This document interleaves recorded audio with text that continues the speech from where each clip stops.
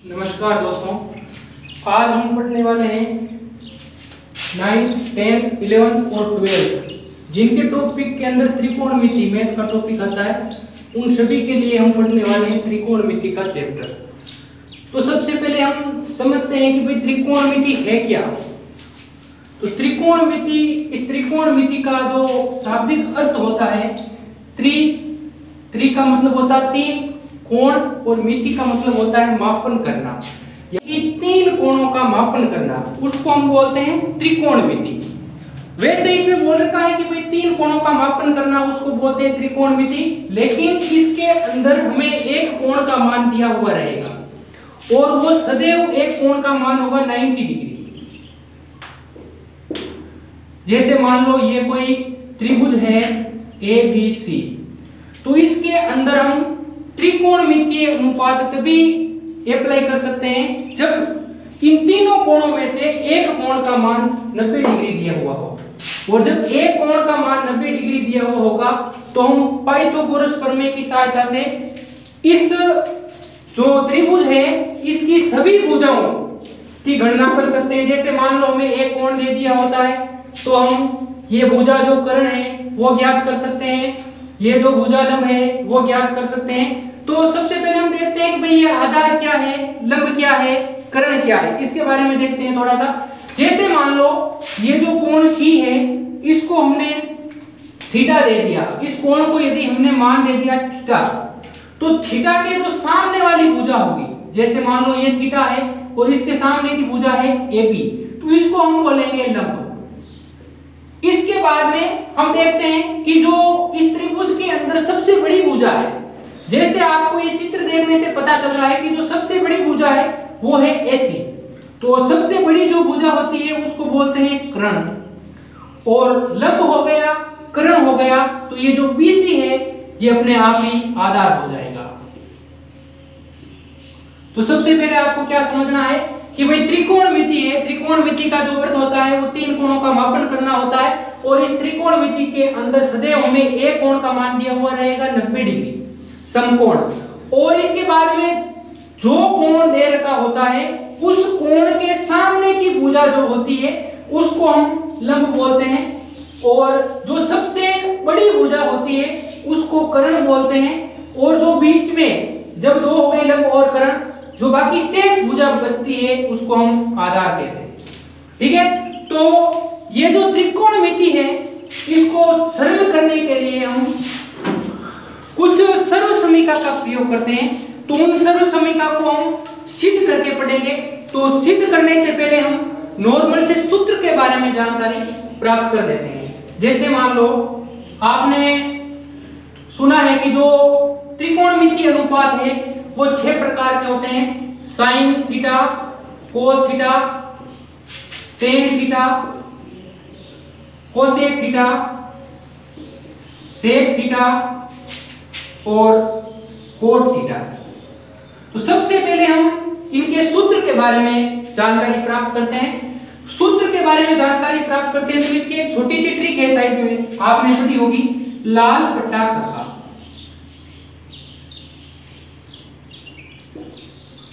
इसमें L जो है उसका मतलब है लंब से, A जो है उसका मतलब है आधार से, और जो K है उसका मतलब है कर्ण से। तो देखो इस जो ये बॉक्स बना दिया हमने, ये जो L बट्टा K है ये सूत्र हो जाएगा अपने साइन थीटा का। A बट्टा जो K है ये सूत्र हो जाएगा अपने कोस थीटा का। और L अपॉन A जो है ये हो जाएगा टेन थीटा का। आगे चीज समझ में क्या करना है, लाल बट्टा कक्का लिखा, पहले साइन थीटा लिखा, फिर कोस थीटा लिखा, फिर टेन थीटा लिखा। अब रही बात कि भाई ये जो कोसेक थीटा है, सेक थीटा है, कोट थीटा है, इनके सूत्र कैसे प्राप्त करेंगे। तो देखो जो टेन थीटा है, टेन थीटा, टेन थीटा जो है वो साइन थीटा और कोस थीटा, साइन थीटा और कोस थीटा का अनुपात होता है। ठीक है, यदि हमारे पास साइन थीटा की वैल्यू है और कोस थीटा की वैल्यू है तो हम tan थीटा की वैल्यू उन दोनों का अनुपात करके ज्ञात कर सकते हैं। और जो sec थीटा है, sec थीटा जो है वो cosec का उल्टा, cos थीटा का उल्टा होता है। यानी कि sec थीटा बराबर 1/cos थीटा, और जो cosec थीटा होता है वो 1/sin थीटा, यानी कि इस sin का उल्टा। तो जैसे ही हम इनको उल्टा कर देंगे तो ये जो tan है इसका उल्टा होता है cot थीटा, और जो cos है उसका उल्टा होता है sec थीटा, और जो sin है उसका उल्टा होता है cosec थीटा। तो अब इनके हम सूत्र लिखते हैं। चलो एक बार इनके सूत्र लिख लेते हैं।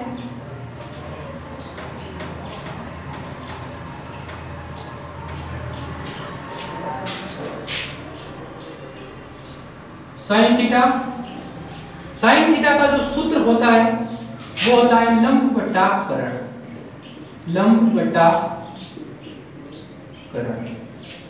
cos थीटा का जो सूत्र होता है वो होता है आधार बटा करण।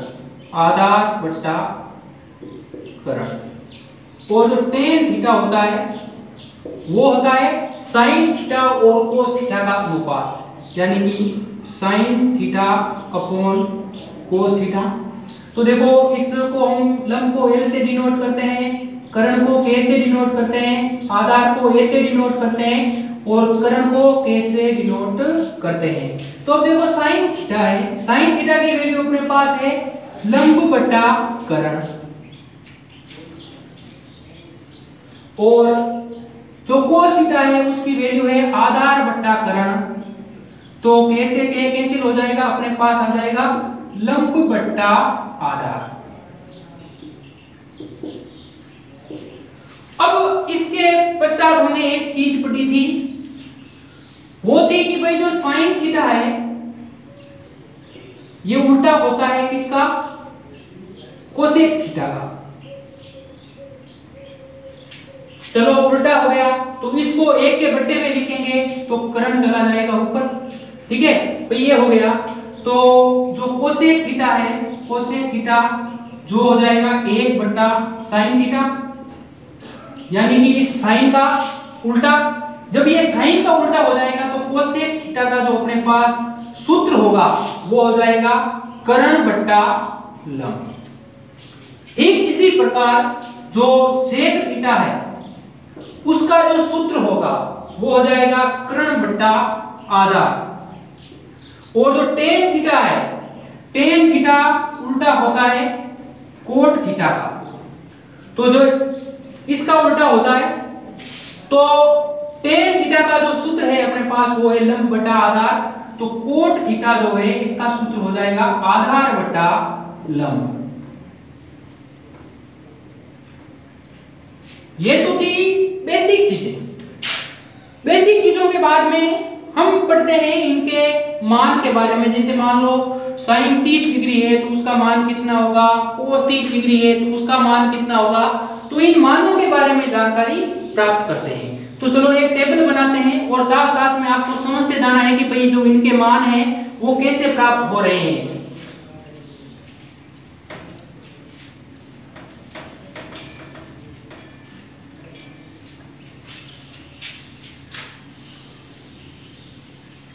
विभिन्न कोणों पर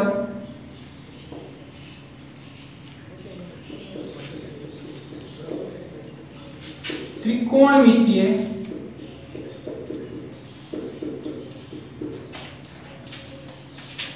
अनुपातों के मान।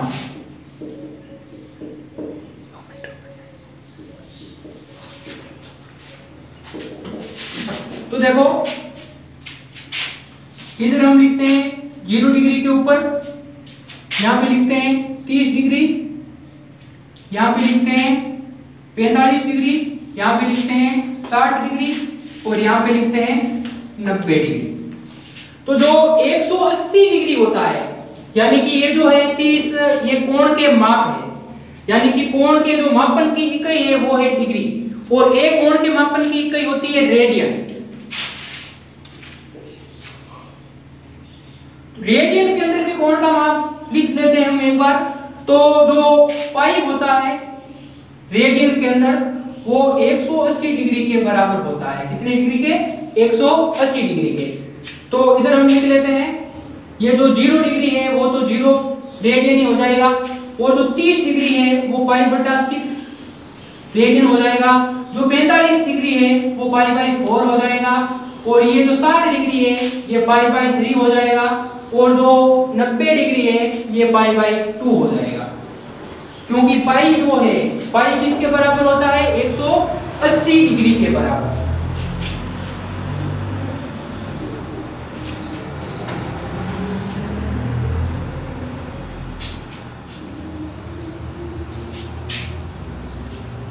चलो इधर हम लिख देते हैं sine theta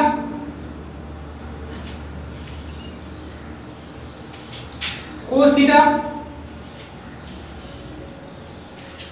tan theta sec theta cosec theta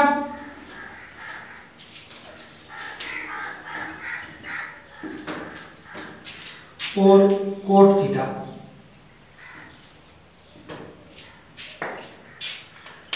sine zero का मान होता है 0।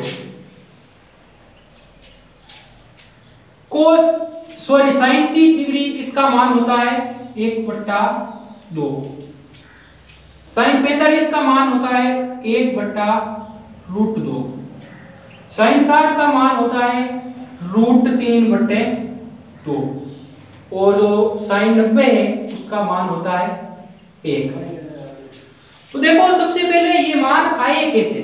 तो देखो सबसे पहले हम 0 लिखते हैं, 0 के बाद में पाव यानी कि 1/4, ये हो गया 1/4। इसके अंदर और 1/4 ऐड करेंगे तो आएगा 1/2। 1/2 के अंदर और 1/4 ऐड करेंगे, ठीक है, तो आएगा 3/4, और उसके बाद में इसके अंदर और 1/4 ऐड करेंगे तो अपने पास आएगा 1। तो ये जो मान है इसका हमें अंडर रूट करना है, रूट लेना है। अब जब हम इनका रूट ले लेंगे तो ये अपने पास साइन 0 का मान, ये साइन 30 का मान, ये साइन 45 का मान, ये साइन 60 का मान, और ये साइन 90 का मान हमें प्राप्त हो जाएगा। अब जैसे हमने इस साइन का मान लिखा है, ठीक उसका विपरीत करेंगे तो हमें कोस का मान प्राप्त हो जाएगा, यानी कि जो साइन 90 का मान है वो कोस 0 का मान होगा। तो लिखो 1√3/2 1/√2 1/2 और 0। जैसा हमने सूत्र के बारे में पढ़ा था तो हमने देखा था कि जो टेन होता है वो इनका अनुपात होता है साइन और कोस का। तो देखो साइन का मान 0 है और कोस का मान 1 है, यानी कि 0 में किसी भी संख्या का भाग लगाएंगे तो हमें क्या प्राप्त होगा, और 1 में 0 की भाग लगाएंगे तो क्या प्राप्त होगा। इस √3/2 का 1/2 इसका अनुपात करेंगे तो क्या प्राप्त होगा। तो हम इनका जब अनुपात कर लेंगे तो हमें 10 का मान प्राप्त हो जाएगा, यानी कि 0 के अंदर जब हम किसी संख्या का भाग लगाएंगे तो हमें 0 प्राप्त होगा। जब इसके बट्टे में ये लिखेंगे 1/2/√3/2, 2 से 2 कैंसिल हो जाएगा, अपने पास बच्चे का क्या 1/√3। जब हम देखते हैं 45 डिग्री का मान, 45 डिग्री का मान, इसका अनुपात इसका, ये दोनों बराबर आ रहे हैं तो बराबर संख्या सेम कट के 1 प्राप्त हो जाती है। जब इसका मान ज्ञात करेंगे हम तो क्या आएगा √3, और 1 के अंदर जब 0 का भाग लगाएंगे तो अनंत आएगा, अपरिभाषित।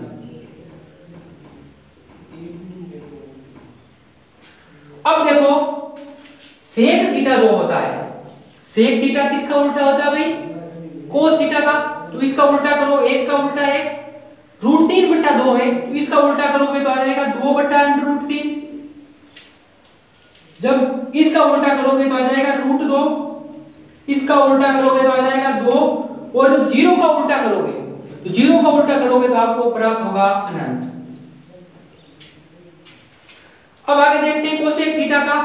कोसेक थीटा साइन का उल्टा होता है, 0 का उल्टा हो जाएगा अनंत और इसका हो जाएगा 2, इसका उल्टा √2, इसका उल्टा हो जाएगा 2/√3 और इसका उल्टा 1। बात करते हैं कोट की।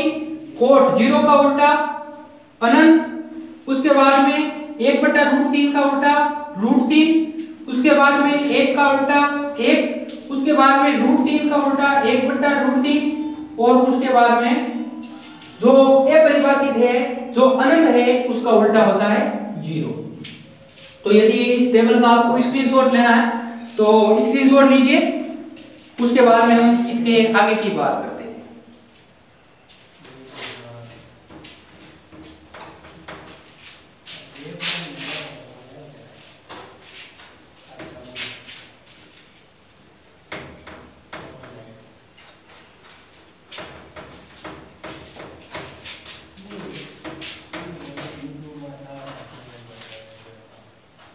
तो इस त्रिकोणमिति को पढ़ने से पहले ये जो मान है वो आपको याद होने चाहिए।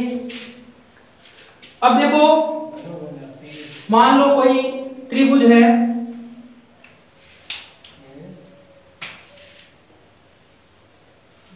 ये त्रिभुज है अपने पास ए बी सी। इसके अंदर वाला ये कोण जो है सी कोण, ये थीटा ले रखा हमने, और ये कोण जो है ये सदैव 90 डिग्री का होता है। तो देखो सी के सामने की जो भुजा होती है वो हमने बोला था कि भाई जो लंब होती है और सबसे बड़ी भुजा कर्ण होती है, और उसके पश्चात जो बचता है वो अपना आधार होता है। आपने एक पाइथागोरस प्रमेय या बोधायन प्रमेय के बारे में सुना होगा।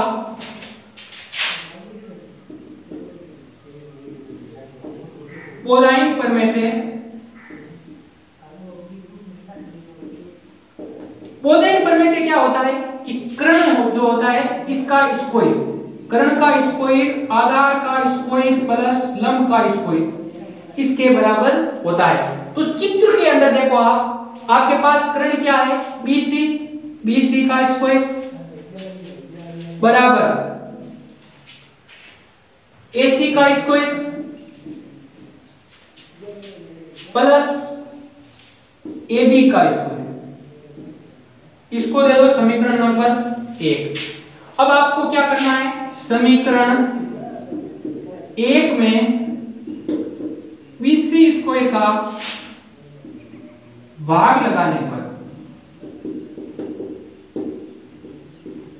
जब इसके अंदर BC स्क्वायर का भाग लगाएंगे तो देखो BC स्क्वायर बटा BC स्क्वायर बराबर AC स्क्वायर बटा BC square plus AB square बटा BC स्क्वायर।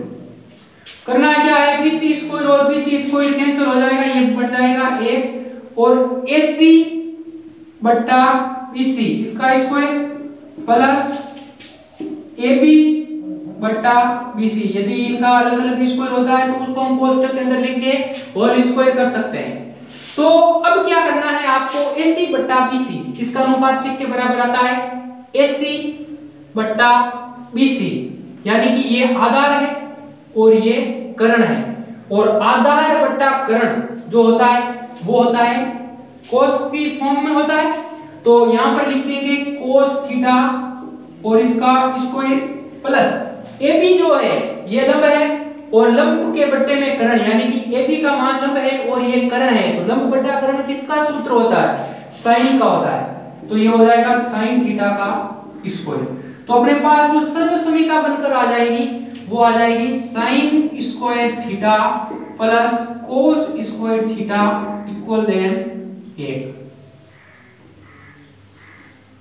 इसको आप समीकरण 2 दे दो।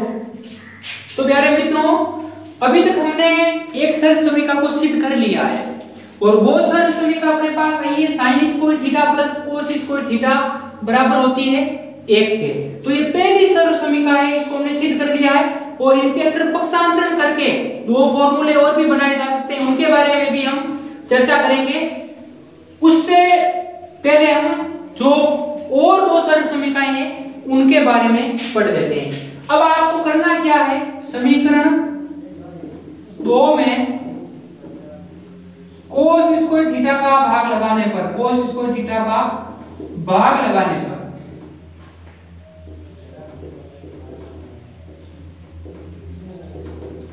जब इसके अंदर आप कोस स्क्वायर थीटा का भाग लगाओगे तो होगा क्या, साइन स्क्वायर थीटा बटा कोस square theta plus cos square theta बटा कोस स्क्वायर थीटा बराबर 1 बटा कोस स्क्वायर थीटा।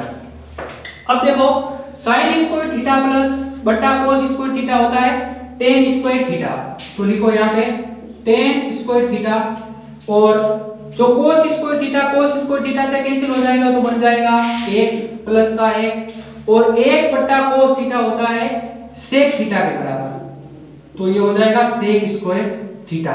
तो ये अपने पास सर्व समीकरण बन गई द्वितीय। अब देखो समीकरण 2 में साइन स्क्वायर थीटा का भाग लगाने पर, साइन स्क्वायर थीटा का भाग लगाने पर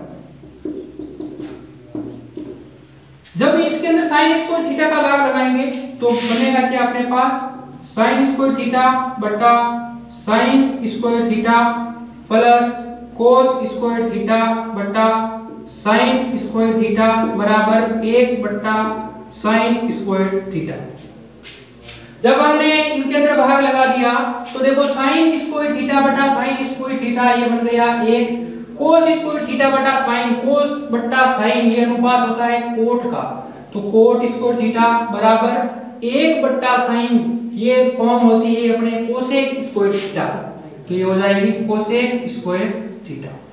तो ये अपने पास तो मूलभूत 3 सर्व समीकरण हैं वो अपने पास आ गई। वैसे तो त्रिकोणमिति के 100-150 फॉर्मूले हैं, वो भी हम उनके बारे में भी डिस्कस करेंगे और सिद्ध भी करेंगे, लेकिन आज जो हमने 3 फॉर्मूले पढ़े हैं उनको एक बार से वापस रिवाइज कर लेते हैं थोड़ा जल्दी।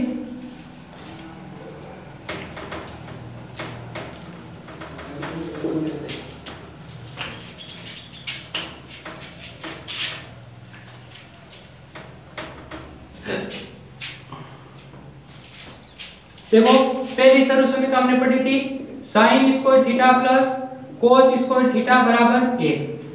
जब हम इसका पक्षांतरण करते हैं तो हमारे पास एक और फॉर्मूला भी आ जाता है, साइन स्क्वायर थीटा बराबर 1 माइनस कोस स्क्वायर थीटा, ये भी लिख सकते हैं इसको, और कोस स्क्वायर थीटा बराबर 1 माइनस साइन स्क्वायर थीटा ये भी लिख सकते हैं। तो इनके अंदर कंफ्यूज नहीं होना है, क्योंकि जब इस कोस स्क्वायर थीटा को एक साइड में रखा इसको उधर भेजा तो पक्षांतरण करते वक्त चिन्ह परिवर्तित हो जाते हैं। तो ये तो अपनी थी पहली सर्व समीकरण। दूसरी सर्व समीकरण थी अपनी 1 प्लस टेन स्क्वायर थीटा बराबर सेक स्क्वायर थीटा, ठीक है। तो इसका पक्षांतरण करते हैं उसको उधर भेज दो तो अपने पास आ जाएगा sec square theta minus tan square theta बराबर 1, ऐसा भी हो सकता है, और सेक स्क्वायर थीटा माइनस 1 बराबर टेन स्क्वायर थीटा भी हो सकता है। उसके बाद में जो तीसरी सर्व समीकरण पढ़ी थी वो हमने पढ़ी थी 1 प्लस कोट स्क्वायर थीटा बराबर हमने पढ़ा था कोसेक स्क्वायर थीटा। अब देखो इस कोट स्क्वायर थीटा को उधर भेजते हैं तो आ जाएगा अपना cosec square theta minus cot square theta, और जब इसको इधर रख के इस एक को उधर भेजते हैं तो अपने पास आ जाएगा कोट स्क्वायर थीटा बराबर कोसेक स्क्वायर थीटा माइनस 1। आज की क्लास के लिए बस इतना ही पढ़ेंगे हम। ओके, धन्यवाद।